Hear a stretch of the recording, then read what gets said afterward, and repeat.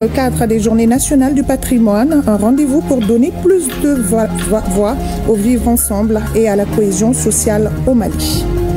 Et un dépôt clandestin de carburant a pris feu ce matin au Point G. 2 boutiques parties en fumée et un enfant de 2 ans blessé. C'est le bilan du sinistre. Les enquêtes sont en cours pour déterminer les causes de l'incendie.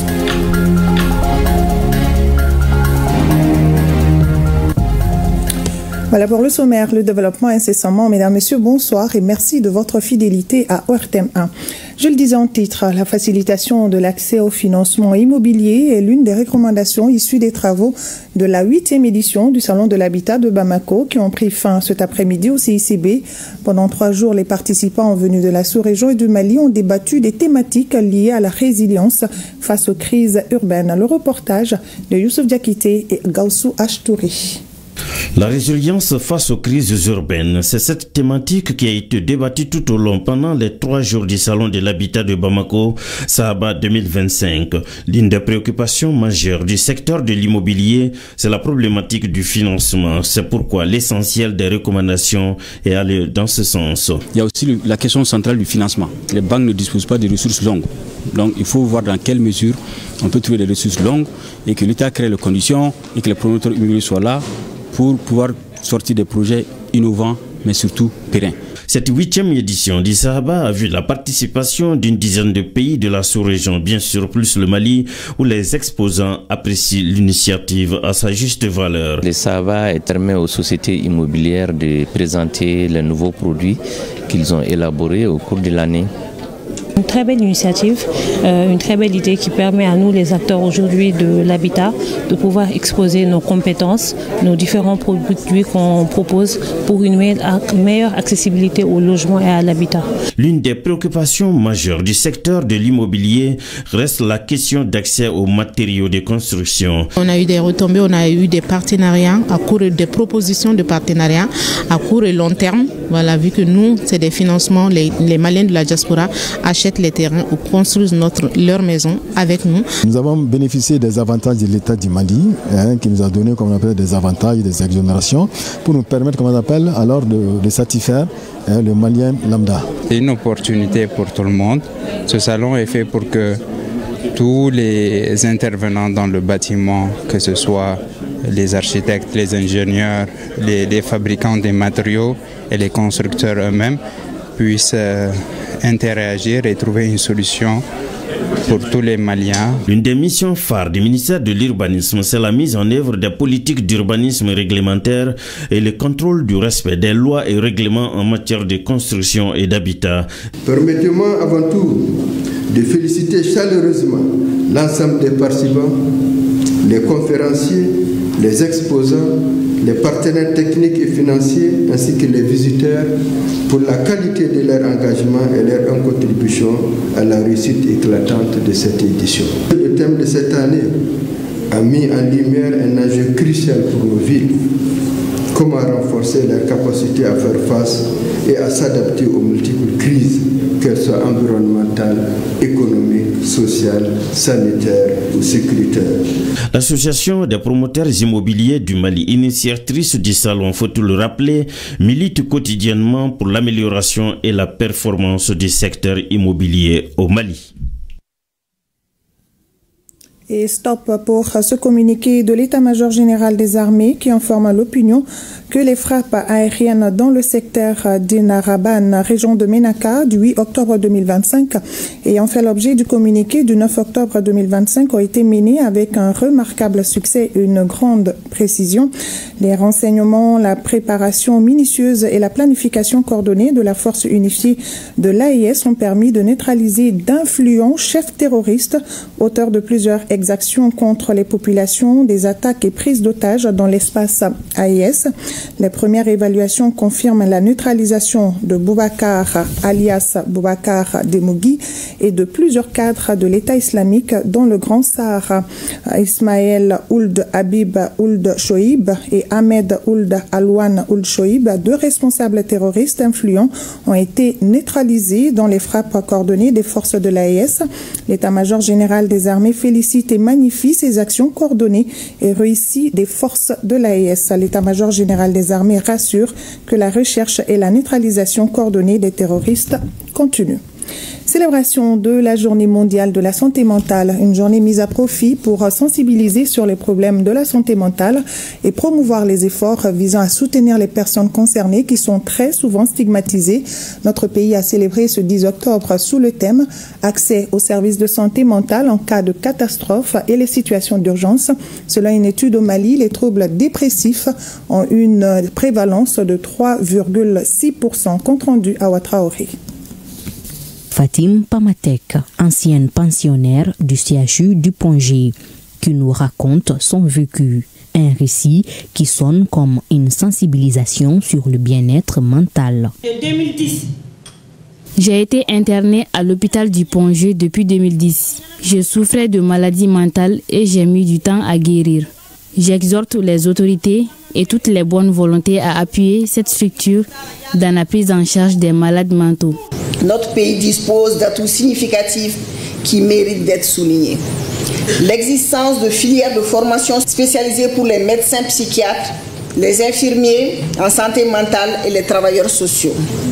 L'adoption récente du plan stratégique national de santé mentale et de soutien psychosocial qui constitue une feuille de route multisectorielle et inclusive. Quant aux professionnels du domaine, ils ont porté un manteau d'avocat pour sensibilisation et plaidoyer. La santé mentale a été confondue avec la maladie mentale. La maladie mentale, c'est comme l'arbre qui a caché la forêt. La psychiatrie a caché la santé mentale. La psychiatrie, ce sont les troubles mentaux que les gens vont présenter. La maladie mentale comme ce que vous appelez la folie. Cette célébration a permis à de nombreuses personnes d'acquérir de nouvelles connaissances en matière de santé mentale. Notre pays porte une responsabilité historique, celle de protéger la santé mentale de ses enfants, de ses jeunes, de ses communautés. Cela nécessite de créer les conditions favorables au développement d'une identité positive. Beaucoup de gens souffrent de troubles psychiques, comme on le constate. Santé toujours, et nous nous intéressons à l'arthrite, c'est-à-dire les maladies qui provoquent l'inflammation des articulations et d'autres parties du corps. Au Mali, les plus connus sont l'arthrose et polyarthrite rhumatoïde. 8 nouveaux cas enregistrés chaque mois.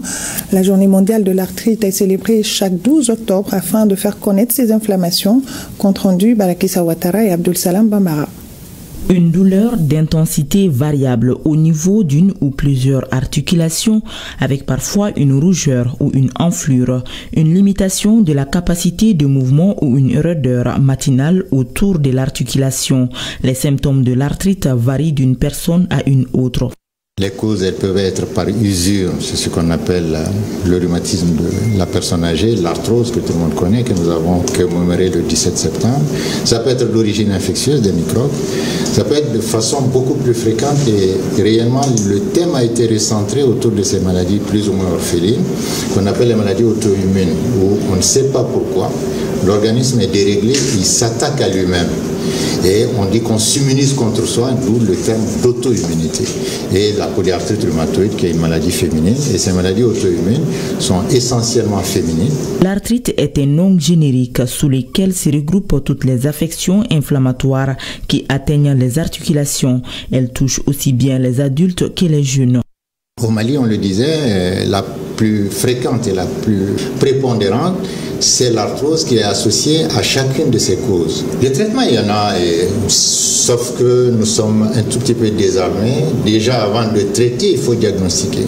Nous lançons un cri de cœur au pouvoir public pour davantage améliorer les prestations des plateaux techniques dans nos structures de santé, particulièrement les hôpitaux, qui constituent la 3e référence. La journée mondiale de l'arthrite est donc l'occasion pour la Société malienne de rhumatologie d'intensifier la sensibilisation autour des pathologies liées à l'arthrite.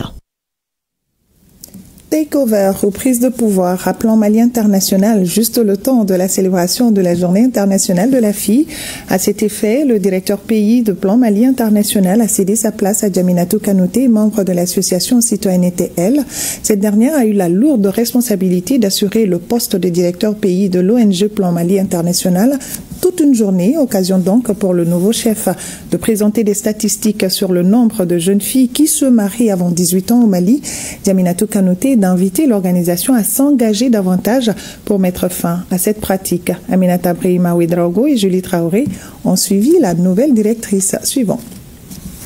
Les portes de l'ONG Plan International Mali s'ouvrent pendant 24 heures à la nouvelle patronne des lieux. Âgée de 22 ans, Djaminatou Kanouté prend les rênes de la structure composée de 139 personnes. Ce poste sera le sien pour une seule journée. Je pense que tu dis bienvenue. Merci. À peine installée, la nouvelle directrice met déjà la main à la pâte. Entre signature de documents, réunion de bureau et prise de contact, la journée s'annonce fastidieuse. Cet exercice ambitionne de mettre en avant le potentiel féminin à l'occasion du 11 octobre, journée dédiée à la fille. Ce qui m'a déjà premièrement motivée, c'est de montrer l'exemple à mes jeunes sœurs pour leur dire qu'elles sont aussi une force sûre de la société, pour leur montrer qu'elles sont l'avenir de la société, donc qu'elles peuvent prendre le pouvoir, qu'elles peuvent diriger et qu'elles peuvent faire leur propre choix. Aujourd'hui, on a décidé de faire cette take-over parce qu'on voulait que la jeune fille va essayer aussi pour prendre la position de directeur pays. Elle a fait les procédures de tests avec beaucoup des autres filles. Et parmi eux, je pense que c'était 12 filles qui étaient restées à la fin. Et finalement, Djaminatou était là parce qu'elle a monté les capacités de leadership et elle a monté la capacité d'écoute. Parce qu'un leader, tu dois être capable d'écouter.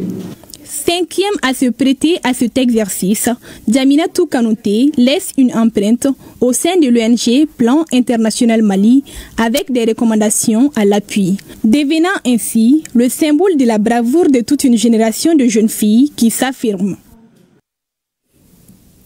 Actualité régionale, première escale Sikasso où se tiennent les journées nationales dédiées au patrimoine culturel édition 2025. Un rendez-vous qui met en lumière nos valeurs comme socle du vivre ensemble et de la cohésion sociale. C'est pourquoi pour cette édition, les organisateurs ont choisi le thème « Le rôle du Maya et du Dambé dans la formation et l'éducation du Mali d'Imkoura ».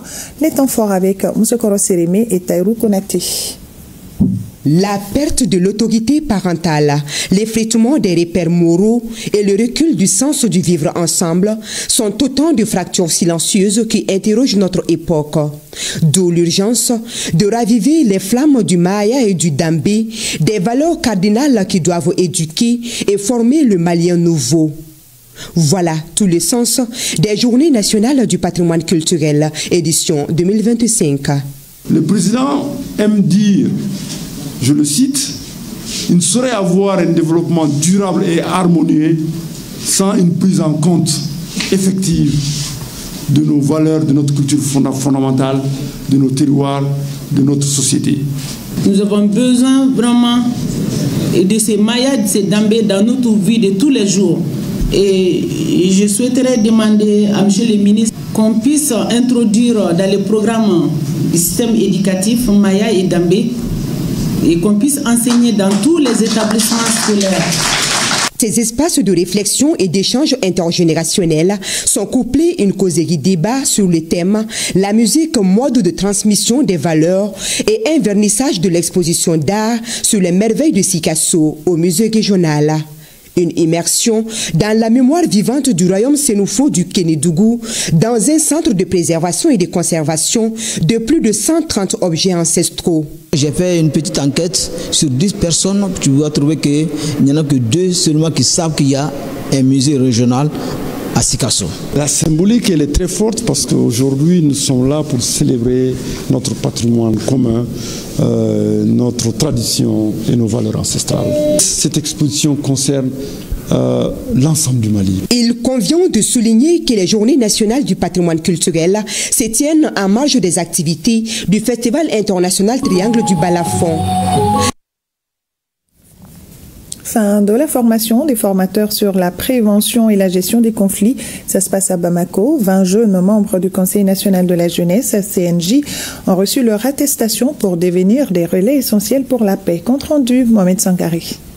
20 jeunes membres du Conseil national de la jeunesse CNJ viennent d'achever une formation intensive de 3 jours sur les techniques de prévention et de gestion des conflits. À l'issue de la formation, ils ont reçu leur attestation. Vous êtes aujourd'hui les ambassadeurs de la paix. La mission qui vous attend est noble et exigeante, celle d'aller former vos pairs, sensibiliser dans vos localités et porter le flambeau du dialogue et de la tolérance partout où les besoins se font sentir. Ce programme est le fruit d'une collaboration avec l'ONG Merci Corps et ses partenaires, avec le soutien notable du Royaume-Uni. Leur initiative s'inscrit dans un effort plus large visant à appuyer le gouvernement dans la stabilisation du pays. Nous donnons de l'élan à un mouvement porté par la conviction que la paix se construit au plus près des communautés, par celles et ceux qui y vivent, y dialoguent et y font front commun face aux défis. Je remercie sincèrement Merci Corps d'avoir compris cela et d'avoir accepté de former ces jeunes et dans un souci que le ministère de la Réconciliation les absorbe. Voilà pourquoi les 20 premiers formateurs ici à Bamako seront les bienvenus éventuellement dans mes structures au niveau de la capitale ici. Aujourd'hui, pour ceux qui vont bénéficier de cet emploi, dites-vous que vous ne travaillez pas que pour vous. Quand vous avez une opportunité comme ça, la seule façon pour que les autres jeunes aussi puissent en bénéficier, c'est que vous devez faire le travail convenablement. La visite du nouveau siège du CNJ a constitué un temps fort de cette cérémonie de clôture des formations des formateurs. Parlons également de la 6e édition de la journée du géologue du Mali. La journée est marquée par plusieurs communications en lien avec l'implication réelle de la femme dans le secteur des mines. L'événement est célébré sous le thème « La géologie au service du développement durable et du développement des ressources énergétiques. Pas de développement sans femmes ». Plus de détails avec Batraori. La journée du géologue du Mali est un rendez-vous annuel des acteurs miniers qui leur permet d'échanger sur les problèmes afin de proposer des solutions. L'événement est à sa 6e édition et met un accent particulier sur le rôle de la femme dans la mise en valeur des mines à travers le thème « La géologie au service du développement durable et du développement des ressources énergétiques. Pas de développement durable sans femmes ». Cette 6e journée du géoscientiste consacre le rôle de la géologie dans le développement durable et plus particulièrement celui des ressources dans un pays qui cherche des solutions durables aux problèmes énergétiques pressants. Dans la même veine, nous avons décidé de mettre un accent particulier sur le rôle très significatif des femmes en mettant la lumière sur leur effort pour booster davantage le secteur minier. L'association Women in Mining regroupe la majorité des femmes exerçant dans le secteur des mines. Sa présence à cette journée donne un éclat particulier à l'événement. Les avancées dans les domaines sont fondamentales pour répondre aux défis énergétiques et environnementaux actuels. Nous savons également que l'implication des femmes dans ce secteur, longtemps dominé par les hommes, est non seulement une question d'équité, mais aussi un gage de développement durable. En ce qui nous concerne, les objectifs pour cette journée sont multiples, à savoir promouvoir l'égalité des sexes dans le domaine de la géologie, en reconnaissant et en valorisant la contribution des femmes géologues. Trop longtemps considérée comme un domaine réservé aux hommes, la géologie doit aujourd'hui s'ouvrir pleinement à la diversité des talents. Les femmes géologues du Mali, par leurs compétences, leur rigueur et leur engagement, contribuent activement à la recherche. Au cours des échanges, les acteurs seront davantage édifiés sur des sujets comme les énergies renouvelables, la gestion responsable des ressources et l'impact environnemental de l'exploitation minière. On en vient à un autre titre de cette édition. Le ministère public en matière civile et commerciale au Mali, un ouvrage de Dr Diakaridja Bagayogo, magistrat de son État. Il met en exergue le rôle crucial que joue le ministère public au sein de l'appareil judiciaire. Aussi, l'auteur, à travers ce livre, renforce les capacités de recherche et de réflexion du monde universitaire et des praticiens de droit. Al-Jumatina. L'ouvrage intitulé « Le ministère public en matière civile et commerciale au Mali » est une œuvre scientifique, intellectuelle, rondement menée par le magistrat Dr Diakaridja Bagayogo.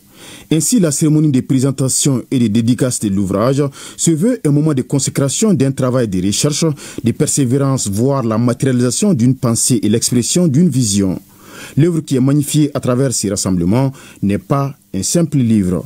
Au-delà du respect des exigences préalables, l'auteur s'est mis à l'abri de tout reproche sur le plan méthodologique. À travers la densité des renvois de bas de page, la richesse de la bibliographie, la qualité des auteurs cités, l'ordre des renvois, ainsi que surtout le respect de l'équilibre dans la rédaction. Docteur Bagayogo a non seulement mis la main sur les faiblesses, les difficultés de l'action du ministère public en matière civile et commerciale, dont il a indiqué les raisons, mais aussi il a proposé des solutions pour sortir de cette situation d'inertie, d'amorphisme. Membre du Conseil supérieur de la magistrature et auteur de plusieurs publications, Dr Diakaridja Bagayogo, juge d'instruction au pôle économique et financier pour en arriver à ce résultat, a fait preuve de courage et de rigueur intellectuelle, d'où la satisfaction de l'éminent juriste béninois, le professeur Samson Igor Bidosessi, agrégé de l'enseignement supérieur du CAMES, préfacier de l'ouvrage. On dit de moi, je ne sais pas si c'est vrai, je suis difficile en sciences, très exigeant sur les bords. Mais M. Bagayogo a pris le pari de travailler avec moi et je le lui ai dit. Est-ce que vous avez entendu ce que les gens disent de moi? Est-ce que vous voulez pour autant qu'on y aille? Mais vous êtes occupé, vous êtes magistrat. Je ne veux pas un doctorant de plus. Il est très déterminé. Il y a des moments qui, par leur nature, en même temps leur particularité, émeuvent immanquablement lorsqu'ils surviennent dans la vie d'un homme. La cérémonie qui nous regroupe ce jour relève sans aucun doute de cet ordre pour moi, tant elle est empreinte de solennité qui est hautement riche en chaleur humaine. Au regard de l'importance du ministère public dans notre système judiciaire, il importe ainsi de souligner le bien fondé et la nécessité de ce sujet. Jack est un magistrat rigoureux et travailleur, intellectuellement dense et techniquement impressionnant. Il est bon au siège comme au parquet, avec un sens aigu de la responsabilité et de la dignité attachée à la qualité de magistrat. Cette cérémonie est symbolique et emblématique. Elle atteste de l'émergence d'une nouvelle génération d'acteurs de la nouvelle justice, porteuse d'une dynamique réformatrice, tournée résolument vers l'institution d'une justice crédible, moderne, intègre, efficace et respectueuse des droits et libertés des citoyens. Des témoignages et des contributions de plusieurs acteurs du domaine de la justice ont aussi marqué cette cérémonie. L'ouvrage intitulé « Le ministère public en matière civile et commerciale au Mali » se positionne désormais comme un instrument de transmission du savoir, un outil de dialogue entre universitaires et praticiens de droit, bref, un moyen de construction, de renforcement et de consolidation de l'état des droits. Toujours pour ceux qui aiment bouquiner, à retrouver désormais dans vos librairies le livre intitulé « Le cri d'un orphelin libre » d'Aboubacar Coulibaly. Dans ce recueil, l'auteur aborde des thèmes comme la mort, la guerre, la paix, l'amour, la colonisation et l'identité. Il vise à encourager la jeunesse malienne et africaine à s'approprier la lecture et l'écriture comme outil de réflexion et de développement personnel. Toujours en images, le ministre des Affaires étrangères et de la coopération internationale, Abdoulaye Diop, est à Lomé. Il a pris part ce samedi à la cérémonie d'ouverture de la 2e édition du Lomé Peace and Security Forum, placé sous la présidence de Fort Gnassingbé, en présence du président du Libéria et de l'ancien président du Nigeria. La cérémonie a été marquée par plusieurs interventions de hautes personnalités, dont celle du président togolais qui a consacré le démarrage des travaux du forum Forum, avec pour thème central l'Afrique face aux défis sécuritaires complexes, comment construire et consolider la paix et la stabilité dans un monde en mutation. Au regard de la centralité de la question sécuritaire au sein de la Confédération des États du Sahel, la présence remarquable des ministres des Affaires étrangères de la Confédération des États du Sahel au Forum permettra de faire écho de la voix de l'AES dans ses efforts communs de sécurisation de l'espace confédéral, contribuant à la stabilisation de la sous-région. Le ministre Diop, pour sa part, co-animera dimanche 12 octobre, demain donc, le panel des leaders portant sur les partenariats entre pays africains et autonomie stratégique en matière de sécurité. Au Maroc, le président du Conseil économique, social, environnemental et culturel a eu des entretiens bilatéraux avec des présidents des conseils économiques et sociaux de la Grèce et du Royaume chérifien. C'est en marge des activités de la réunion statutaire du Bureau exécutif de l'Union des conseils économiques et sociaux et institutions similaires d'Afrique. Avec les deux personnalités, Yacouba Katili a fait un large tour d'horizon des liens étroits de coopération entre le Mali, la Grèce et le Maroc. Écoutons Yacouba Katili, président du Conseil économique, social et environnemental, qui revient sur les grandes lignes de leur rencontre. Nous avons eu à signer, dans le cadre de coopération bilatérale, le Conseil économique, social et environnemental du Maroc avec le Conseil économique et social de la Grèce. Avec le Maroc aujourd'hui, il y a lieu de revisiter vraiment ce cadre de coopération entre les deux institutions. Autant nous avons besoin des autres, autant également les autres ont besoin de nous. Et en ce qui concerne nos rapports avec également les conseils économiques de la Grèce, et ils ont été bien inspirés. En tout cas, quand ils sont arrivés à Bamako, ils ont vu notre façon de faire. Autant dans le cadre de la formation également, nous avons besoin d'eux. Nos échanges étaient autour vraiment comment il faut aller vite dans la mise en œuvre des différentes dispositions en ce qui concerne ces cadres de coopération entre nos deux institutions. Et à Madagascar, vous le savez certainement, plusieurs milliers de personnes ont manifesté ce samedi dans la capitale contre le pouvoir. Aux dernières nouvelles, l'armée annonce la fin du régime du président André Rajoelina et instaure un couvre-feu sur toute l'étendue du territoire.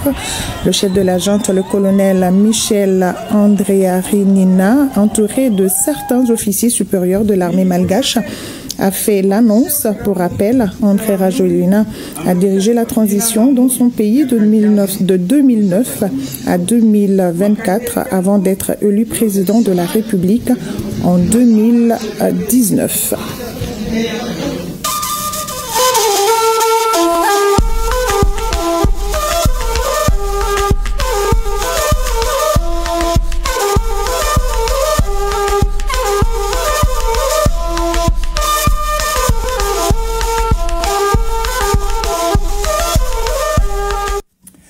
Actualité AES au Niger, prestation de serment du premier avocat général de la Cour d'État, Adamou Mahamal Inoussa, magistrat de classe exceptionnelle, est le premier avocat général de la Cour d'État du Niger. Il a prêté serment hier.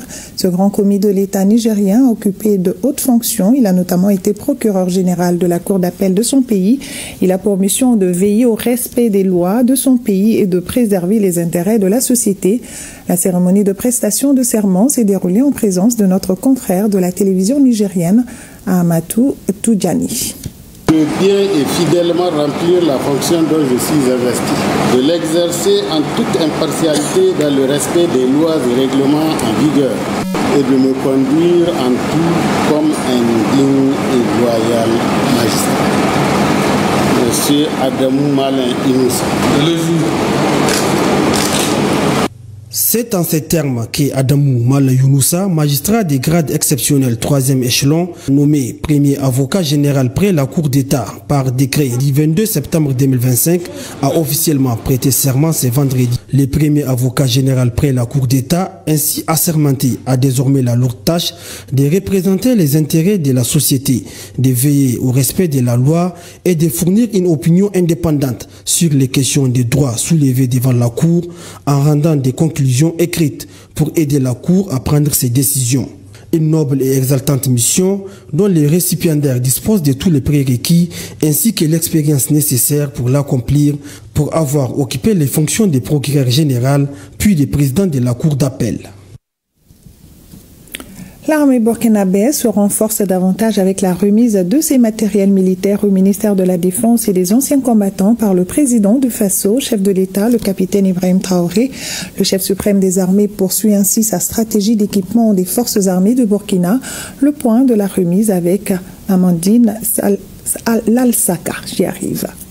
Le président du Faso, chef de l'État, le capitaine Ibrahim Traoré, poursuit sa stratégie d'équipement des forces armées nationales. Le chef suprême des armées remet un important lot de matériel militaire au ministère de la Défense nationale et des anciens combattants au profit du bataillon de campagne et d'intervention rapide et de la brigade blindée d'intervention rapide. Je vous remets officiellement les clés de ces moyens, je dirais d'assaut et d'appui. Ces moyens d'appui qui nous ont beaucoup manqué dans notre guerre. Et je pense que c'est la bienvenue. Tout à fait. C'est pas tard, on attendait ça depuis longtemps, ça vient d'arriver, donc c'est le moment de les mettre en œuvre pour l'appui de l'infanterie. Bon usage. Et nous profitons de l'occasion pour en tout cas témoigner notre gratitude au camarade capitaine Ibrahim Traoré qui en tout cas depuis l'avènement du MPSR2 n'a ménagé aucun effort pour que les forces armées nationales puissent être reconstruites parce qu'en réalité tout est à faire. Tout est à faire et en l'espace de 3 ans, beaucoup de choses ont été faites et ça continue à l'être. Nous profitons également de votre micro pour remercier le peuple burkinabé qui a accepté de consentir, faire des efforts à travers le fonds de soutien patriotique pour que tout ce qui est vu aujourd'hui puisse être une réalité. Cette dotation est composée de canons d'assaut VN-22B, de systèmes lance-roquettes multiples modulaires, de systèmes de mortier obusier 120 mm, de systèmes obusier D30. Ce sont des véhicules blindés de dernière génération qui intègrent des plaques métalliques résistantes aux impacts et équipés de dispositifs de missiles guidés au laser. Ils se distinguent par leur mobilité et leur puissance de feu. Ce lot est constitué essentiellement du matériel d'appui au combat de l'infanterie. C'est du matériel d'artillerie et du matériel de cavalerie pour apporter une plus grande puissance de feu en appui aux unités déployées sur le terrain. C'est du matériel qui vient à point nommé dans le cadre de la montée en puissance de l'armée burkinabé. Cette remise s'inscrit dans une dynamique de continuité pour doter les forces armées nationales du Burkina des moyens nécessaires pour sa défense, pour assurer l'intégrité du territoire.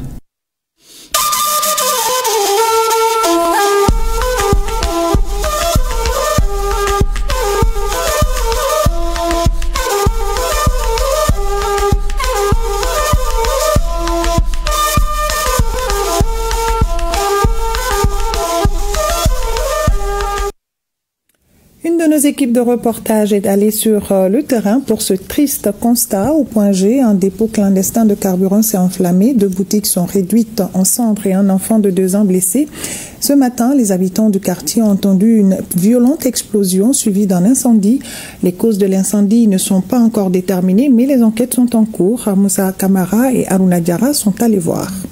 Ce samedi matin, aux environs de 9h, le calme habituel du quartier de Point G a été perturbé par l'explosion d'un dépôt anarchique de carburant, causant un incendie dévastateur. Selon les premiers témoignages recueillis sur place, l'incendie aura débuté dans une boutique spécialisée dans la vente d'accessoires pour nouveau-nés. Quelques instants plus tard, une bonbonne de gaz a explosé, aggravant considérablement les flammes. Le sinistre s'est déclaré dans une boutique à proximité de l'hôpital du Point G. En l'espace de quelques minutes, le feu s'est propagé au commerce voisin. Des dégâts importants sont à déplorer. Les marchandises sont parties en fumée. Mais surtout, un enfant de 2 ans a été blessé dans l'incendie. Il a été rapidement évacué vers l'hôpital Gabriel Touré où il reçoit actuellement des soins.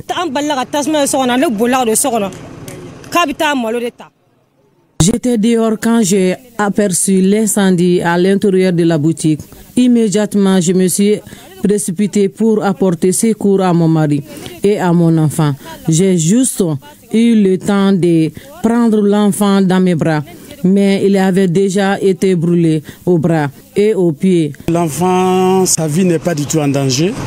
Elle a été brûlée de façon superficielle, je pourrais dire entre premier et deuxième degré superficiel.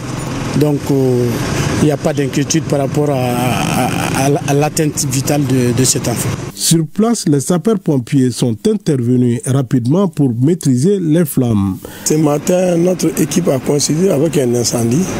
L'équipe était venue pour ravitailler l'hôpital de Pongé, la salle de dialyse. Donc une mission que nous faisons le plus souvent. Aussitôt ils sont venus, ils ont pu maîtriser le feu, éteindre le feu. Le feu a été circonscrit grâce à la proactivité des éléments de la protection civile. Et dès que le courant a été interrompu, comme on dit coupé, ils ont procédé à leur action pour éteindre le feu. Et ça n'a pas posé de problème. Alors que l'enquête se poursuit pour déterminer l'origine exacte de l'explosion, cet incident relance une fois de plus la question de la prolifération des dépôts anarchiques de carburant dans des zones urbaines. Tout à fait, Moussa Camara. Et pour un enseignement supérieur plus juste et accessible, l'association des établissements privés d'enseignement supérieur s'y engage à travers le projet Djiguia, qui veut dire espérance. Avec une dotation de près de 400 millions de francs CFA, les portes de l'enseignement supérieur sont ouvertes à 160 bacheliers issus de familles démunies, dont 20 pupilles de la République. Compte rendu, Soumao Aïdara. Quand la solidarité ouvre les portes du savoir, l'espoir d'un avenir radieux se dessine. Avec une enveloppe globale de 384 millions de francs CFA, le projet Djiguia, dont le nom signifie espérance, vient de garantir 3 années d'études supérieures à 160 bacheliers. Ces études qu'ils vont suivre dans les universités privées au Mali est une initiative de l'Association des établissements privés d'enseignement supérieur AEPS. Dans cet esprit que nous avons, à travers une solidarité agissante, offrir des bourses à l'État pour permettre à un grand nombre de jeunes Maliens d'avoir de l'espoir et surtout une chance de servir dignement le Mali. Grâce à vous, l'espoir est rené dans des foyers où les rêves d'université semblaient inaccessibles. Grâce à vous, le mot Djiguia prend toute sa dimension humaine et symbolique. Aux futurs jeunes bénéficiaires, faites honneur à vos familles, à vos institutions et à cette belle chaîne d'espérance que l'AEPS vient de bâtir. Cette action est conforme aux orientations du gouvernement malien, celle qui consiste à rendre l'enseignement supérieur plus équitable et inclusif. Je m'associe à cet élan de solidarité en attribuant sans sélection, sans compétition aucune, 20 bourses aux pupilles de la nation admises au baccalauréat cette année. Ce geste hautement patriotique et profondément humaniste, d'une valeur de presque 400 millions de francs CFA, honore non seulement tous les secteurs privés de l'enseignement supérieur malien, mais aussi notre enseignement supérieur dans son ensemble. Le représentant du ministre de la Santé a particulièrement salué l'inclusion de 20 pupilles de la République parmi les boursiers. Et tout le monde connaît la situation des pupilles. Et nous sommes également dans le mois de la solidarité. Donc ces bourses viennent vraiment à point nommé pour magnifier davantage l'altruisme de l'AEPS qui a donné ces bourses-là. Le projet Djiguia est la preuve tangible que l'Association des établissements privés d'enseignement supérieur AEPS veut épauler le gouvernement dans sa mission éducative. Cet effort commun réaffirme une conviction profonde: investir dans le savoir, c'est garantir l'avenir. Negasigida Ngafasoko, ou le concours du plus beau quartier, l'initiative enregistre des avancées significatives. Le ministre de la Jeunesse et des Sports, chargé de l'instruction civique et de la construction citoyenne, apprécie et salue l'engagement et la détermination de la jeunesse malienne. Il a également remercié toutes les bonnes volontés qui accompagnent l'initiative. Le point avec Abdul Karim Kaba. L'initiative Negasigida Nefasoko, ou le concours du plus beau quartier, suit son chemin dans les différentes communes. Si à Bangoni, en commune 1 du district de Bamako, les travaux dans la rue de l'école enregistrent une évolution notoire, à Djikoni par la rue 221, appelée la rue de la Boue, change de visage petit à petit. pour vraiment sortir cette rue de la boue. Avant, ça s'appelait la rue de la boue. Quand on venait à Djikronim Paraï, qu'on demandait à un taximan de t'amener, et il te demande si ce n'est pas la rue de la boue. Donc on a pris notre sort à main, à bras le corps, avec l'aide du gouvernement actuel, avec l'aide du ministère de la Jeunesse et de la délégation spéciale de la mairie. Nous, on a pris le devant à faire les pavés dans notre rue. À Sébéni-Koro, en commune 4 du district de Bamako, le pavage avance. L'évolution, les travaux évoluent bien. Les travaux évoluent même très bien. Nous avons vu certains juste en 2 semaines qui sont à plus de 100 mètres, d'autres sont à 200, 300 mètres. Je pense que les travaux évoluent très très bien et cela est très réconfortant. C'est-à-dire qu'aujourd'hui, avec l'engagement de la population, les gens peuvent eux-mêmes contribuer à faire évoluer leur communauté, à avoir un meilleur cadre de vie et c'est ce que les plus hautes autorités demandent. La beauté de l'initiative est l'accompagnement, sinon le travail collectif. Partout, la population se sent impliquée. Tous les moyens sont déployés pour galvaniser les jeunes. Et les jeunes qui ont la main-d'œuvre, qui sont la main-d'œuvre de la communauté, qui font le travail sur le terrain, avec des entrepreneurs qui viennent de façon bénévole, qui mettent leurs services à disposition, qui mettent leurs équipements à disposition, qui mettent tout ce qui est matériel. Les contributions sont là. Il y a des gens qui cuisinent, qui donnent à la population. D'autres boutiquiers, parce que ça passe devant leur boutique, ils donnent de l'eau gratuitement. C'est extraordinaire ce qu'on voit, c'est extraordinaire ce mouvement de solidarité. L'initiative Nega Fasoko Nesigida vise à améliorer le cadre de vie de la population. Le rond-point de l'échangeur en face de l'ex-Babemba, en commune 3 du district de Bamako, en est une illustration parfaite. Lancé le 20 septembre dernier par le Premier ministre, les travaux de pavage ont pris fin. Désormais, le lieu offre un cadre idéal où il fait bon vivre. Et ce communiqué qui vient de nous parvenir, vu l'urgence dans l'approvisionnement du pays en produits pétroliers et sur instruction du directeur général des douanes, le bureau des produits pétroliers est ouvert 24 heures sur 24 afin d'anticiper le dépôt des déclarations pour plus de diligence dans le traitement des dossiers. Le bureau s'est compté sur la bonne compréhension des usagers. Et ce geste humanitaire et fraternel d'un frère guinéen, il vient de remettre 20 millions de francs CFA aux pupilles de la nation à l'Office national des pupilles du Mali, ONAPUMA. El Hadj Suleiman Sako, c'est son nom. Il veut ainsi contribuer à la prise en charge de ses enfants dont les parents sont morts pour la patrie. Monsieur Sako, par ce geste, donne encore plus de force à cette citation de Feu Sékou Touré qui dit « Le Mali et la Guinée sont 2 poumons d'un seul corps ». Le point avec Fanta Mamanientao. Conscient de l'importance du mois de la solidarité, imbibé des difficultés que traversent les familles endeuillées et animé par l'esprit de fraternité africaine, El Hadj Suleiman Sako, ressortissant de la Guinée-Conakry, apporte un soutien financier aux pupilles de la nation des montants de 20 millions de francs CFA. Nous appelons toute la bonne volonté de venir en aide de ces enfants. Nous sommes Guinéens, nous suivons les activités au Mali. Nous suivons à tout moment ce qui se passe ici, la souffrance des familles, des enfants. Les bénéficiaires se réjouissent de cette donation qui a un sens particulier pour eux. Franchement, je suis très heureuse par rapport à ça, qu'ils aient juste pensé juste aux pupilles. Ça, c'est une très bonne chose pour nous. L'autonomisation, l'éducation et l'épanouissement des pupilles est un long processus. C'est pourquoi chaque main tendue compte énormément. Monsieur Sako, votre présence parmi nous aujourd'hui en tant que citoyen guinéen et digne fils de l'Afrique est un symbole fort. En posant cet acte de générosité à l'endroit de nos enfants, nos pupilles, vous nous rappelez que les frontières ne peuvent diviser les cœurs unis par la solidarité et la compassion. À noter que la plupart des bénéficiaires de cette donation est constituée de nouveaux pupilles adoptés en Conseil des ministres de ce mercredi 8 octobre 2025. La cérémonie a pris fin par une remise symbolique des enveloppes aux bénéficiaires.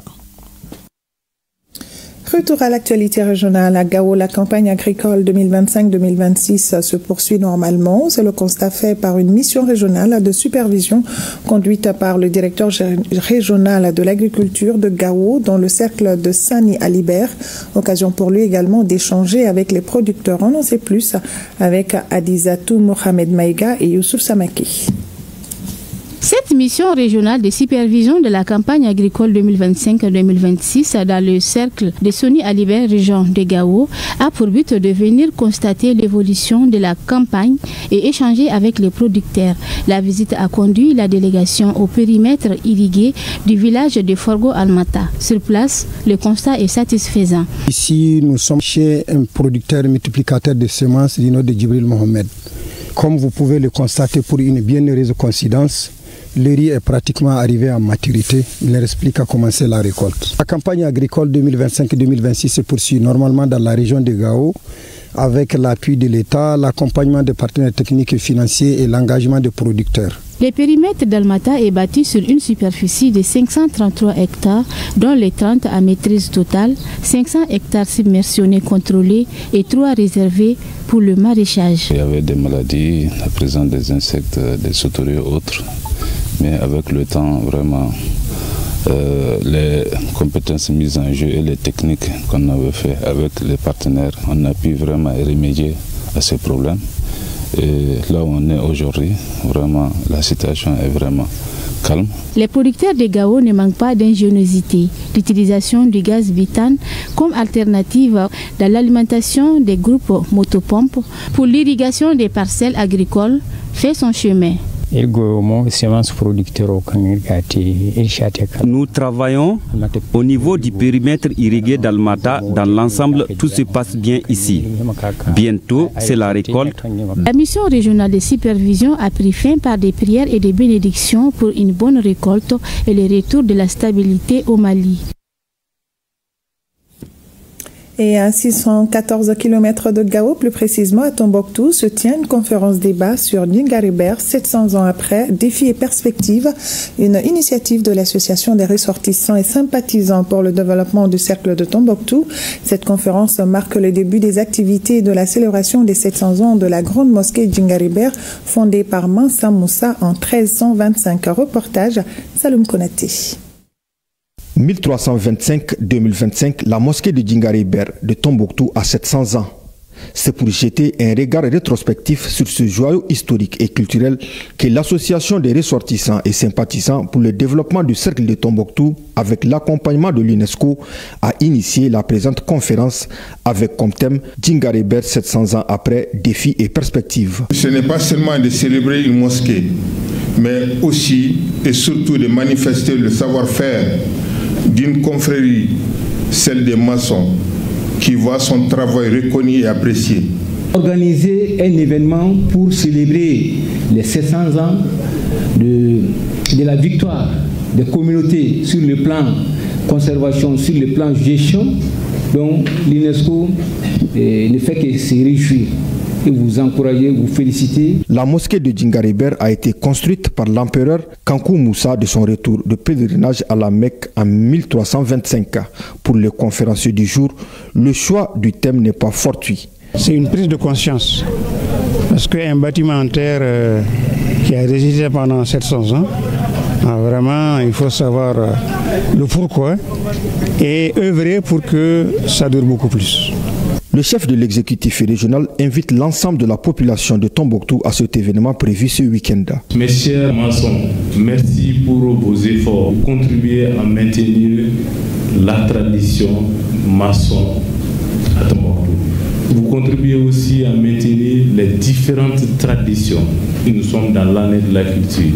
La remise d'un chapeau traditionnel au gouverneur par la corporation des maçons a mis fin à cette cérémonie. Le mois d'octobre, c'est également le mois de lutte contre le cancer du sein et celui du col de l'utérus pour Octobre Rose. AFG Assurance Mali et la polyclinique Le Fouga se sont donné la main pour une grande mobilisation contre ces maux qui font des ravages chez les femmes. En 2020, par exemple, selon les statistiques au Mali, 1000 cas de cancer du sein ont été enregistrés. Le dépistage est fortement recommandé pour y faire face. Le compte rendu de Maïmouna Guindo et Ablo Diarra. Octobre Rose se poursuit au Mali avec une nouvelle initiative dédiée à la santé des femmes. AFG Assurance Mali et la polyclinique Le Fouga unissent leurs forces pour sauver des vies. À travers une journée de dépistage et de sensibilisation, les deux structures entendent rappeler que le cancer du sein et du col de l'utérus ne sont pas une fatalité mais des maladies qu'on peut prévenir, surtout quand on s'y prend à temps. Aujourd'hui, avec la polyclinique Le Fouga, soutenue par AFG Assurance Mali, nous faisons plus que sensibiliser. Nous ouvrons les portes aux consultations gratuites. Nous donnons à chacune l'occasion de se faire dépister. L'événement a permis à de nombreuses femmes de bénéficier gratuitement de dépistage et de consultations médicales dans plusieurs spécialités, notamment la gynécologie. Pour le dépistage du cancer du sein, nous procédons déjà à une palpation mammaire. Donc, il y a des techniques de palpation mammaire que nous enseignons aux femmes pour qu'à la maison, elles puissent s'auto-palper elles-mêmes d'abord, tous les jours, devant leur miroir. Et en cas de souci ou bien en cas de doute, de se rendre dans un centre de santé pour que les professionnels de santé puissent réaliser cette palpation et donner d'autres bilans comme la mammographie ou la biopsie plus tard si nécessaire. Et pour le cancer du col aussi, nous procédons également de la même manière, même si ce cancer ne peut pas s'auto-diagnostiquer à la maison. En accompagnant cette initiative, nous voulons rappeler à chaque femme, vous n'êtes pas seul, nous sommes à vos côtés. Parce que quand la santé est protégée, tout devient possible. Les séances de dépistage se poursuivent tous les samedis du mois d'octobre en cours, de 9h à 17h à la polyclinique Le Fouga, 6 à Sotuba.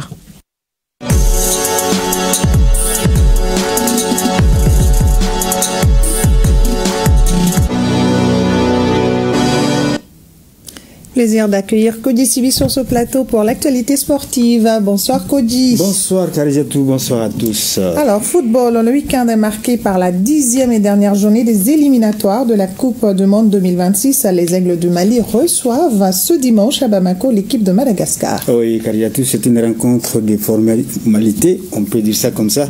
Pour les Aigles du Mali, quel que soit le résultat, les nôtres n'ont rien à espérer par rapport à la qualification. Ils sont hors cours. Qu'à cela ne tienne, c'est un match de privilège que les protégés de Tom Fit veulent gagner pour faire plaisir à leurs supporters. Tout est fin prêt pour se faire. Écoutons le premier vice-président de la Fédération malienne de football, Moussa Sylvain Diakité, au micro de Abdul Karim Kaba. Nous sommes éliminés, mais c'est un match quand même très important pour nous parce qu'on doit gagner les capitales sympathies du public.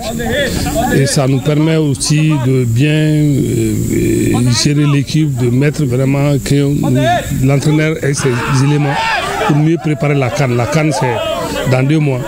Donc c'est vraiment capital. Nous demandons au public de venir sortir nombreux pour venir supporter leur équipe. C'est très important.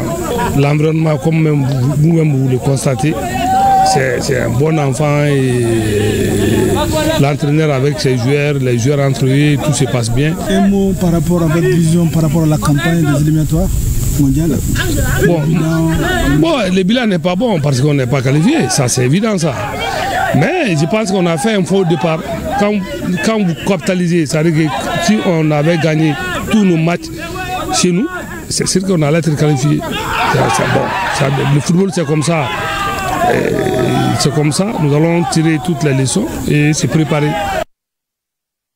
Vous constatez beaucoup d'ambiance, en tout cas sur le terrain d'entraînement des Aigles du Mali. Mali-Madagascar à suivre en direct et en intégralité sur ORTM 1 demain à partir de 19h. Et Kariatou, un mot du tournoi IFOA A, bien, dans le groupe A cet après-midi, le Mali et la Gambie ont fait match nul 2 buts partout. La Guinée-Bissau a battu le Libéria 4-1. On connaîtra les affiches des demi-finales à l'issue des rencontres de demain dans le groupe B, Mauritanie-Sénégal et Sierra Leone. Guinée-Conakry. Également Kodi Sibi, c'est parti depuis ce matin pour le tournoi Inter-Académie. 10 académies au total participent à la compétition qui concerne les moins de 18 ans. Effectivement, l'objectif en tout cas de ce tournoi, c'est mettre en jambe les joueurs des différentes Academy et les rapprocher davantage.